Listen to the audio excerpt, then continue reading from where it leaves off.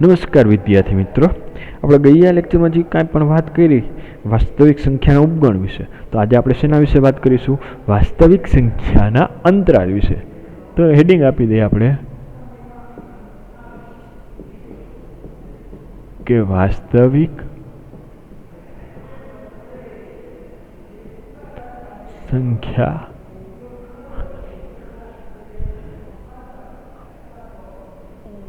વાસ્તવિક સંખ્યાઓના ઉપગણ તરીકે ગણો તરીકે અંતરાલ. તો કે આ એટલે શું? બરોબર, જોઈએ. એક વાસ્તવિક સંખ્યા એટલે કે આપણે એક નંબર લાઈન દોરી 0, 1 ને 2. અહીંયા -1 છે ને -2. હવે આપણે 4 પ્રકારના અંતરાલ પડશે આમ, બરાબર. વાસ્તવિક સંખ્યાના અંતરાલ કેટલા? 4 પ્રકારના. કઈ કઈ રીતે 4 પ્રકારના? બરાબર, તો આપણે 4 પાર પાડી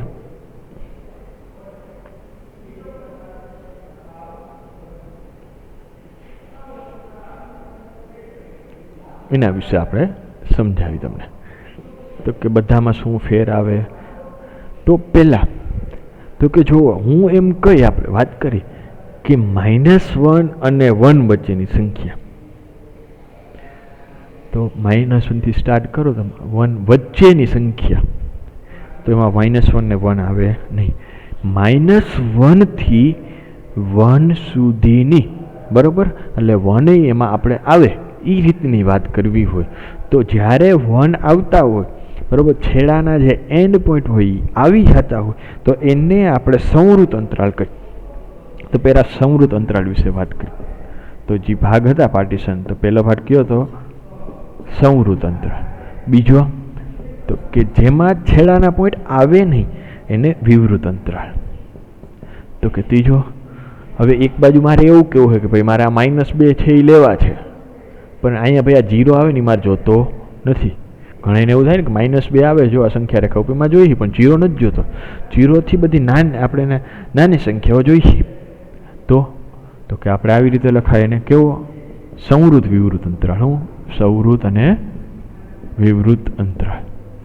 પછી કોકને એવું થાય કે ભાઈ મારે 0 છે ને, આ 0 એ નથી જોતો, 0 નથી જોતો, પણ મારે 1 જોઈ છે, એટલે કે અહીંયા 1 આવે એ જોઈ, 0 જોતો નથી.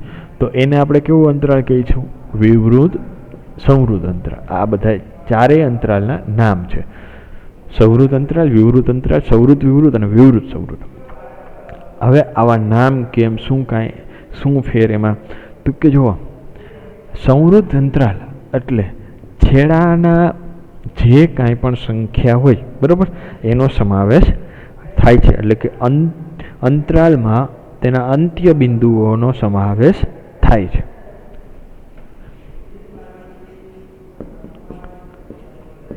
અંતરાલમાં અંત્ય બિંદુનો સમાવેશ થાય, બરાબર. જ્યારે વિવૃત અંતરાલ આપણે વાત કરી કે છેડાના બિંદુ આવે નહીં, કે અંતરાલમાં વિવૃત અંતરાલ હોય, અંતરાલમાં અંત્ય બિંદુઓનો સમાવેશ થતો નથી.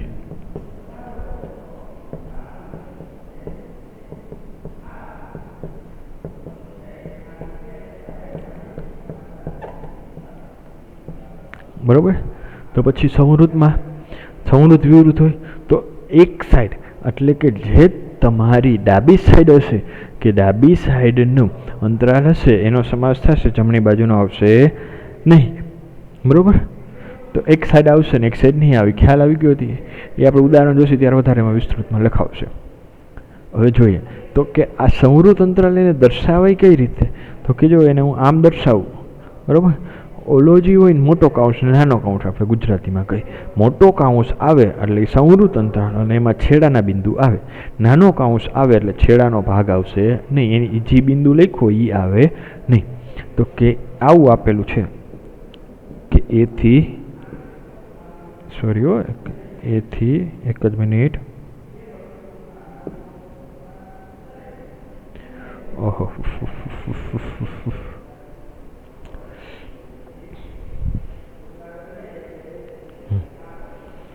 આપણે જરીક અહીં ઇરેઝરની જરૂર છે કારણ કે અહીંયા જરીક સાફ કરવું પડે એવું તો જરીક આડાવડું થઈ ગયું બરાબર લચીને જ જાતું કાંઈ વાંધો નહીં હાલશે ને તું ભાઈ પેન તો આવી જાય હા ચલો તો મતલબ કે અંતરાલમાં એ થી લે રહેવા દો હાલો અહીંયા લખો એ થી બી અંતરાલ આપેલો છે ટાઈમ ખાલી બગાડે તો આને સંવૃત અંતરાલ બે છેડાનો આવે જો આ જે રીતે અંતરાલ લખો ને એ અંતરાલને આપણે ગુણધર્મની રીતે લખવો હોય તો આવી રીતે લખાય કે એક્સ કે જ્યાં એવા બધા એક્સ કે જે એ અને બીની વચ્ચે હોય એ અને બીની વચ્ચે હોય તો આપણે શરૂઆત ક્યાંથી થાય એથી થાય a less than or equal to જો આ ઇક્વલ ટુ આવશે કારણ કે કયો અંતરાલ છે મોટો કાઉન્સ છે એટલે સંવૃત અંતરાલ છે એટલે છેડાનો પોઈન્ટ આવે a less than equal to x less than equal to b ખ્યાલ આવી ગયો વિવૃત અંતરાલની વાત કરી બરોબર તો કે વિવૃત અંતરાલ હોય એને કઈ રીતે તો કે નાના કાઉન્સ એ કોમા બી વડે દર્શાય તો કે એમાં શું આવશે તો એમાં એક્સ કે જ્યાં x a less than x a is less than x less than b એટલે કે એ અને બીની વચ્ચેની સંખ્યા જેમાં છેડાના પોઈન્ટ એ અને બીનો સમાવેશ થશે નહીં અહીંયા સંવૃત વિવૃત અંતરાલ સંવૃત વિવૃત અંતરાલમાં શું આવશે સંવૃત એટલે એની સાઈડ સંવૃત અને બીની સાઈડ વિવૃત એટલે નાનો કાઉન્સ બીની સાઈડ તો આનો મતલબ કે બરાબર એક્સ કે જ્યાં a less than or equal to x less than b મતલબ કે અહીંયા એનો સમાવેશ થશે બીનો સમાવેશ થશે નહીં બરાબર ખ્યાલ આવી ગયો હવે તમને સંવૃત વિવૃત એટલે અહીંયા જે આપણા અંતરાલમાં અંત્ય બિંદુનો સમાવેશ થશે મતલબ કે એનો સમાવેશ થાય બીનો સમાવેશ થાય નહીં પછી વિવૃત સંવૃત અંતરાલ વિવૃત સંવૃત અંતરાલ એટલે વિવૃત એટલે કે નાનો તો કે એ થી બી સાઈડ મોટો કાઉન્સ કે બરાબર એક્સ કે જ્યાં a less than x less than or equal to b મતલબ કે બીનો સમાવેશ થશે એનો સમાવેશ થશે નહીં જો હવે આજે તમને એ બી એટલે કે સ્વરૂપે મેં એક ઉદાહરણ તરીકે આપણે જોઈ કે જો આવું આપેલું હોય -1 થી 1 આને એમ કીધું હોય કે અંતરાલ સ્વરૂપે લખો તો તમારે કેમ લખવાનું કે એક્સ કે જ્યાં -1 less than or equal to x less than equal to 1 એટલે એવા બધા એક્સ કે જે -1 અને 1 ની વચ્ચે છે એટલે કે -1 થી લઈ અને 1 ની વચ્ચે આવે ક્લિયર કદાચ જો તમને આવી રીતે આપ્યું હોય બીજી રીતે આપણે જોઈએ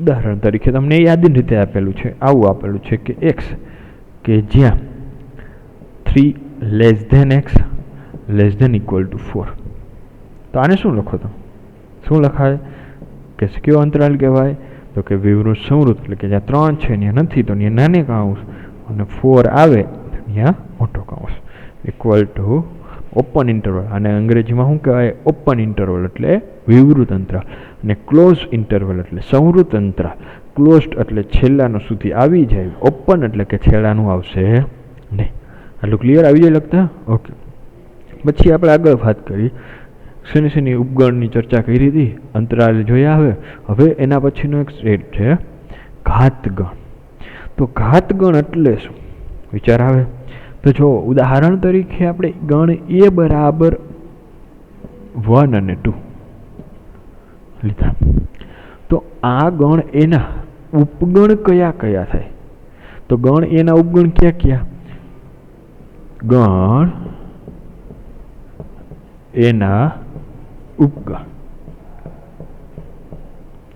તો આપણે ખ્યાલ છે એક તો 5 બરાબર, કારણ કે ખાલી ગણ એ દરેકે દરેક ગણનો ઉપગણ છે. બીજો તો હું એક જો આવું લઉં સિંગલટન 1, બરાબર, ખાલી એક. જો ખાલી આવી રીતે સિંગલટન 1 આપ્યો ને આને એકાકી ગણ કહે, એટલે કે જે ગણની અંદર માત્ર એક જ ઘટક હોય એને એકાકી ગણ પણ કહેવાય છે.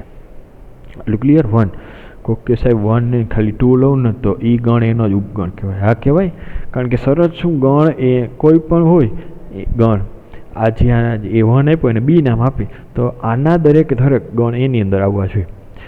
એવો કોઈ પણ ગણ તમે વ્યાખ્યાયિત કરી શકો, બરાબર, અહીંયા કે જેના દરેકે દરેક ઘટક છે એની અંદર આવવા જોઈએ. કન્ડિશન શું, તો કે દરેક ગણના દરેક ઘટક ગણ એની અંદર આવવા જોઈએ. બીજો તો ગણ પોતે પોતાનો ઉપગણ કહેવાય ને, તો સાહેબ છે જ ને 1,2. આના સિવાય એના ઉપગણ થાય ન થાય, એક પણ ન થાય. બીજા તમે ગણાવો, કોઈ સિંગલટન 3 લે તો એની અંદર આવતું જ નથી, એનો ઉપગણ થશે નહીં. મતલબ કે ગણ એના ઉપગણ ક્યાં 4 ઉપગણ થયા. કેટલા થયા? 4. તો ગણ એના ઉપગણ જે આપણે મળ્યા અહીંયા 4, તો એ ઉપગણો ધ્યાનથી સાંભળજો ઘાતગણ માટેની, બરાબર. તો આજી ગણ એના આપણે ઉપગણ મળ્યા અહીંયા, એ ઉપગણોનો ગણ, એ ઉપગણોનો પાછો ગણ બનાવી એને ઘાતગણ કહેવાય. તો ગણ એના ઉપગણોનો ગણ, ગણ એના જે ઉપગણ મળ્યા હતા એનો ગણ, તો કે એની અંદર ક્યાં ક્યાં આવશે? તો સિંગલ 5, પછી સિંગલટન 1, 2 અને 1,2. આ બધા ગણ એના ઉપગણ હતા. એને મારે ગણ કરવો હોય તો શું કરી દેવાનું? બે બાજુ છગડીયો કાઉન્સ કરી દેવાનું, વચ્ચે કોમા કરીને અલગ અલગ પાડી દેવાના. ક્લિયર? તો આજી ગણ મળ્યો એને શું કહેવાય? ગણ એનો ઉપગણ કહેવાય. અંગ્રેજીમાં એને પાવર સેટ કહે. એટલે કે આને દર્શાવવું હોય તો P ઓફ A વડે દર્શાવાય. પાવર સેટ એટલે P ઓફ A. હવે આપને એવું કીધું હોય કે તમને ઉદાહરણ જોઈએ બીજું, બરાબર, પછી બધા થોડોક ખ્યાલ હશે. B બરાબર સિંગલટન 1, આનો ઘાતગણ. તો સૌથી પહેલાં તમારે શું કરવાનું? બીના ઉપગણ ગોતવાના. ગણ બીના સિંગલટન 1, તો કે સૌથી પહેલાં તો 5 તો આવશે જ બધામાં. બીજો તો કે આની અંદર 1 પોતે ને પોતે, કે આના સિવાય કંઈ તો નથી થતા. તો જે કાંઈ પણ એના ઉપગણ બન્યા એને ગણ બનાવો. ગણ બનાવવા માટે શું કરશે? બે બાજુ છગડીયો કાઉન્સ. તો આ જે ગણ્યો એને શું કહેવાય? ઘાતગણ. P ઓફ B દર્શાવે. ખ્યાલ આવી ગયો? તો હવે એક જુઓ, વ્યાખ્યા જોઈ લે પહેલાં. શું કહે? ગણ એના તમામ ઉપગણોથી બનતા ગણ એને ઘાતગણ કહેવાય, એટલે પાવર સેટ ઓફ એ. તેને P ઓફ A વડે દર્શાવાય છે. P ઓફ A નો દરેક ઘટક ગણ છે. દરેક ઘટક શું છે? ગણ.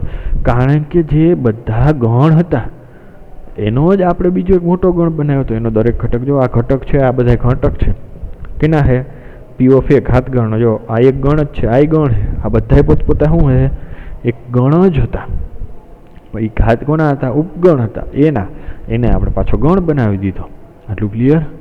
હવે એક વસ્તુ આપણે જોઈએ કે ઘાતગણની અંદર, ઘાતગણ છે તો એની અંદર ઘટકો કેટલા આવે? મતલબ કે જો ગણ એની અંદર 2 ઘટક હોય, કેટલા?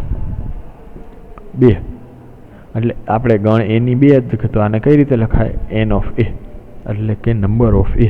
અહીંયા જોઈએ આપણે A છે એની અંદર કેટલા ઘટક છે? 2, એટલે કાર્ડિનાટી ઓફ A, બરાબર, અથવા ઘટકોની સંખ્યા. N ઓફ A કેટલા મળ્યા? 2. તો એના ઘાતગણની અંદર કેટલા મળે? સંખ્યા ઘટકોની. તો એને કઈ રીતે? જો પેલા A હતું તો N of P of A. તો એના માટે ઇક્વેશન છે કે જો ગણ એની અંદર m ઘટક હોય, બરાબર, ઇક્વેશન શું કહેવું કે જો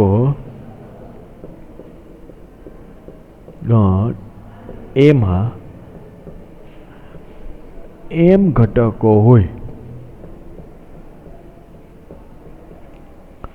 તો તેના ઘાતગણમાં ઘટકોની સંખ્યા 2 2m થાય. એટલે કે n ઓફ a બરાબર જો m હોય તો n of p of a એટલે એનો ઘાતગણ, એમાં ઘટકોની સંખ્યા કેટલી થાય? 2m થાય. બરાબર, આ નોંધ કરીને બધાએ લખી લેવી. તો જોઈએ આપણે થાય કે એવું નહીં. આપણે ગણ એ છે, એની અંદર બે ઘટક છે, n ઓફ a 2, તો n of p of a તો અહીંયા 2 હતા, તો અહીંયા કેટલી થવા જોઈએ? 2ની m ઘાત એટલે 2ની 2 ઘાત એટલે કે કેટલા ઘટક થવા જોઈએ? 4 ઘટક થવા જોઈએ. તો મતલબ કે એના ઘાતગણની અંદર 4 ઘટક થવા જોઈએ.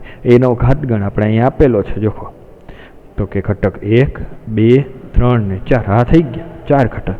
તો હવે MCQમાં તમને કદાચ પૂછે ગણ એની અંદર 3 ઘટક છે, કેટલા? 3. તો એના ઘાતગણની અંદર કેટલા ઘટક થાય? તો 2ની 3 ઘાત એટલે 2ની 3 ઘાત એટલે 8 ઘટક થાય એના ઘાતગણની અંદર. આગળ જોઈએ. બરાબર, એવા MCQની આવશે ત્યારે આપણે બધી ચર્ચા કરીશું. સ્વાધ્યાય 1.3 અને આ જે નોટ લખી નોંધ બધાએ લખી લેજો.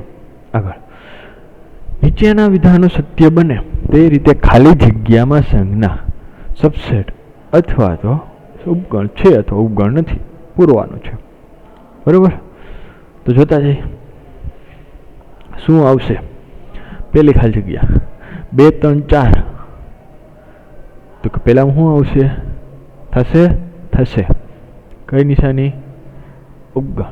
કારણ કે ગણ જે તમને રાઇટ હેન્ડ છે, આપણે લેફ્ટ હેન્ડ સાઈડ આપ્યો ને એના બધા એ નામ આપી દે, આ રાઇટ હેન્ડ સાઈડ વાળા બધાને બી નામ આપી દે. બરાબર, તો ગણ એનો દરેક ઘટક, જેથી બોલવામાં સરળ થાય, ગણ એનો દરેક ઘટક ગણ બીમાં આવી જાય. જો 2 3 4, આ 2 3 4 આમાં છે, તો એ બીનો ગણ છે. આગળ જોઈએ કે ABC છે, વાહ BCD, મતલબ કે એ ગણ આમાં આવતો નથી, તો એ બીનો ગણ નથી. તો લક્ષી કઈ રીતે લખવું જોશે ને? તો કે સોલ્યુશન પહેલું a બરાબર 2 3 4 અને b બરાબર 1 2 3 4 અને 5 લેતા આ રીતે લેશી તો શું થશે? એ સબસેટ ઓફ બી. બરાબર, કારણ આપવાની જરૂર નથી અત્યારે, નહીં હોય ત્યારે કારણ આપી દેશે. બીજામાં એ બરાબર ABC અને બી બરાબર તો કે BCD લેતા થશે તો નહીં આવે. જવાબ શું આવશે? A is not a subset of B. કારણ કે A belongs to A, પરંતુ A does not belongs to B. એટલે કે A B એનો ઘટક છે, પરંતુ A છે બીનો ઘટક નથી. આગળ જોઈએ, X એ તમારી શાળાનો ધોરણ 11નો વિદ્યાર્થી છે, એટલે કે તમારા ક્લાસનો અત્યારે વિદ્યાર્થી છે. X એ તમારી શાળાનો વિદ્યાર્થી. જો તમારા ક્લાસનો વિદ્યાર્થી હોય, બરાબર, તો સ્વાભાવિક છે કે એ તમારા શાળાનો વિદ્યાર્થી જ હોય. તો આ જે બધા રહ્યા એ તમારે લખવાનું. બરાબર, એ બરાબર આ જે આપણે બે ઉદાહરણ લખ્યા તો એવી રીતે કે એ બરાબર એક્સ કે એક્સ એ તમારી શાળાનો ધોરણ 11નો વિદ્યાર્થી છે અને બી બરાબર એક્સ કે એક્સ એ તમારી શાળાનો વિદ્યાર્થી છે. તો અહીં શું આવશે? જવાબ તો ખ્યાલ આવી ગયો થાય. આગળ જોઈએ, એક્સ કે એક્સ એ સમતલમાં વર્તુળ છે. સમતલમાં વર્તુળ ગમે ને આવી શકે, બરાબર, અને એક્સ એ આ જ સમતલમાં 1 એકમ ત્રિજ્યાવાળું છે. હવે 1 એકમ ત્રિજ્યાવાળું કીધું તો આ ફિક્સ થઈ ગયું. બરાબર, સમતલમાં ગમે ત્યાં છે પણ 1 એકમ ત્રિજ્યા છે, આ 1 એકમ ત્રિજ્યાવાળા વર્તુળ છે. અને જ્યારે આ એક્સ એ સમતલનું વર્તુળ, સમતલના વર્તુળ ત્રિજ્યા ખબર નથી, મેં આવડું લઈ લીધું વર્તુળ, તો હવે આ મોટું વર્તુળ છે એ નાના વર્તુળની અંદર આવે? ઓબ્વિયસલી નો જ આવે એના ગણની અંદર. તો મતલબ કે સમતલનું આ વિધાન છે એ સાચું નથી, એટલે સબસેટ નથી. બરાબર, એક્સ એ ક્યાં? એક્સ કે જ્યાં એક્સ એ સમતલમાં ત્રિકોણ છે, એટલે સમતલમાં એક ત્રિકોણ છે, અને એક્સ કે જ્યાં એક્સ એ સમતલમાં લંબચોરસ છે. હવે લંબચોરસનો ગુણ છે એટલે મતલબ કે એક આખો રૂમ છે ધારી લ્યો, સમતલ એટલે ધારી લ્યો કે સમતલ છે, એટલે કે તમારા ક્લાસને જ્યાં નીચે ટાઇલ્સ હોય ને ટાઇલ્સ, એ બધી ટાઇલ્સ કેવી છે? લંબચોરસ છે. તો હવે લંબચોરસની અંદર ત્રિકોણ મળે તમને કંઈ થાય? નો થાય, સબસેટ નથી. હવે જુઓ એક્સ કે જ્યાં એક્સ સમતલમાં સમબાજુ ત્રિકોણ છે. બીજું એક્સ કે એક્સ આ જ સમતલમાં નો ત્રિકોણ છે. હવે જુઓ આમાં ધ્યાનથી સાંભળજો.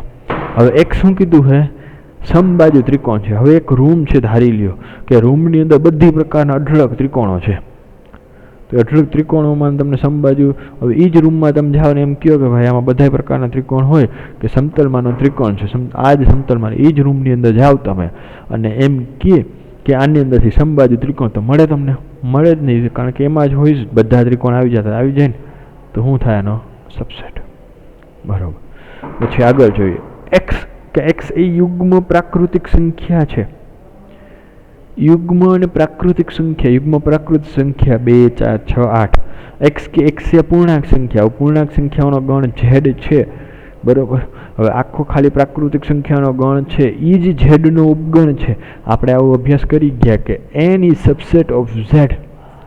તો અહીંયા તો ખાલી યુગ્મ સંખ્યાઓની જ વાત છે, યુગ્મ પ્રાકૃતિક સંખ્યાઓનો, તો એ તો થાય જ, કારણ કે પૂર્ણાંક સંખ્યાઓની બધી આવે માઇનસ ધન. બરાબર. આગળ ખ્યાલ આવી ગયો? 1. ઓકે.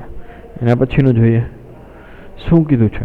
નીચેના વિધાનો સત્ય છે કે અસત્ય તેની ચકાસણી કરો. અને ચકાસણી કરવાની કીધી છે. જોઈએ a b does not subset of BCA. હવે સાચું ખોટું? વિધાન અસત્ય છે, કારણ કે ઓલી સાઈડના ગણના દરેકે દરેક ઘટક જો આ સાઈડના ગણમાં આવી જાય છે. તો આ વિધાન કેવું છે? અસત્ય છે. ક્લિયર આટલું? ઓકે. આપણે લખી જોઈએ. તો સોલ્યુશન લખી પહેલાનું શું આવશે કે a b is no subset of BCA. આ તો ખોટું છે, કારણ કે a b subset of BCA. તેથી આપેલ વિધાન કેવું છે? તેથી આપેલ વિધાન એટલે કે ડાયરેક્ટ અસત્ય છે.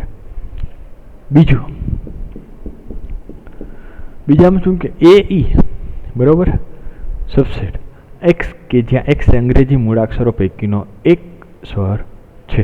બરાબર. એટલે એક્સ એ બધા સ્વર આપી દીધેલા છે. તો અહીંયા AE એ સબસેટ ઓફ, હવે જે આપણે એક્સ કે જે એક્સ એ કઈ રીતે ગુણધર્મની રીતે આપેલું છે એને આપણે યાદીની રૂપે લખતા, યાદીની સ્વરૂપે લખશી તો શું આવશે? એવા બધા એક્સ કે જે સ્વર હોય, તો કે A E I O અને યુ. તો અહીંયા જોઈ શકીએ છીએ કે એ અને ઈ બંને દરેકે દરેક ઘટક, એટલે કે બે ઘટક છે, ઈ આપણા A E I O U ની અંદર આવી જાય છે. તો કે એના માટે આપણે શું લખીશું? તો તેથી એ વિધાન સત્ય છે.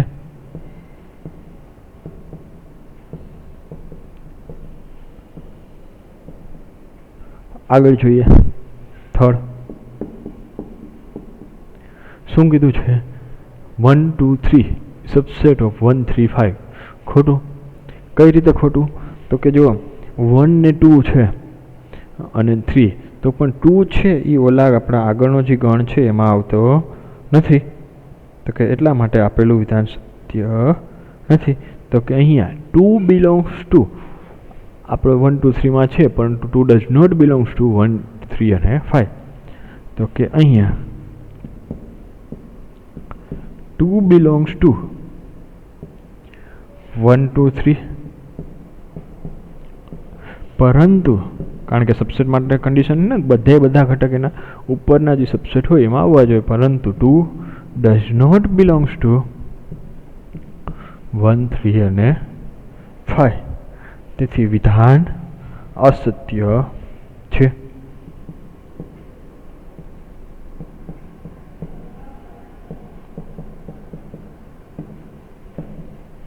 ઓકે, આગળ જોઈએ. શું કીધું કે એ સબસેટ ઓફ એબીસી આપેલું વિધાન સત્ય છે. બરોબર. એ ઇઝ સબસેટ ઓફ એ, બી અને સી. તો વિધાન કેવું છે? સાચું જ છે.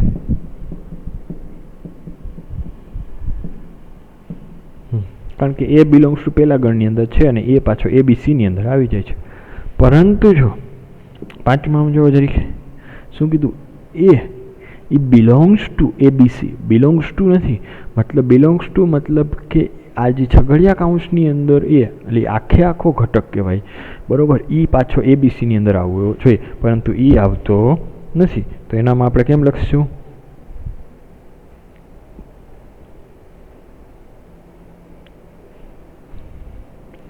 અહીંયા કેમ લખાય આપણે? તો મતલબ કે અહીંયા આવી રીતે લખી કે a belongs to a b c. બરાબર. શું આવે? A belongs to a b c. બરાબર. પરંતુ અહીંયા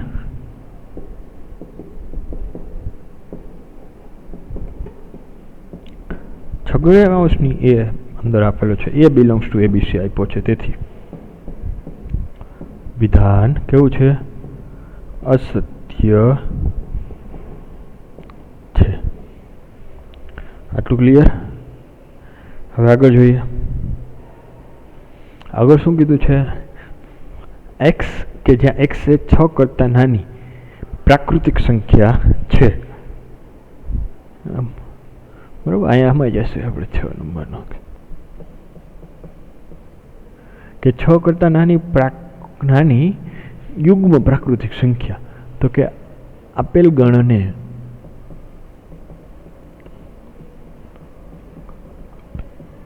યાદીની રીતે લખતા,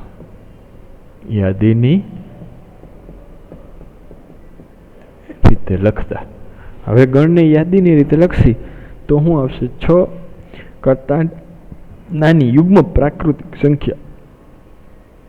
તો 6 કરતાં નાની અને યુગ્મ પ્રાકૃતિક સંખ્યા કઈ કઈ આવશે? તો કે 2, 4. બરોબર.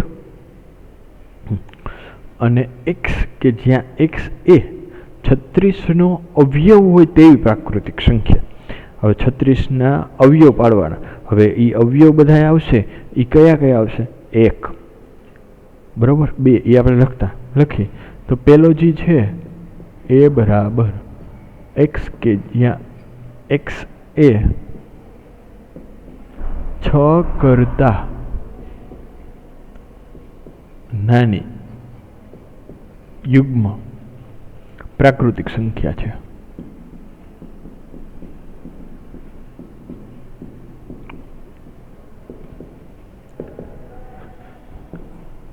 તો કે એની અંદર 2 અને 4. બી એટલે કે એક્સ કે એક્સ એ 36નો અવયવ હોય. તો કે 36ના અવયવ, તો કે 36 એકા 36, તો 1 અને 36 આવશે. પછી 2 તો કે 18 દુ 36 થાય ને. રિપીટેશન ન લખવા પડે એટલે બાજુમાં લખતા જાય. પછી 3 તો કે 12 તેરી 36. પછી 4 તો કે 4 છક 36, 4 ને 6. પછી 5 નો હાલે 6, 6 36, 6 36, 6 એકવાર આવી ગયો વાત પૂરી થઈ ગઈ. 7 થી તો આગળ હાલશે નહીં. રિપીટેશન થશે પાછળ એટલે આના આવશે. તો જુઓ એ 2 અને 4, 2 અને 4 બે આની અંદર આવી ગયા. થી એ સબસેટ બી. બરોબર. તો કે અહીંયા એ સબસેટ ઓફ બી. વિધાન સત્ય છે. બરોબર. ઓકે, કમ્પ્લીટ એટલું.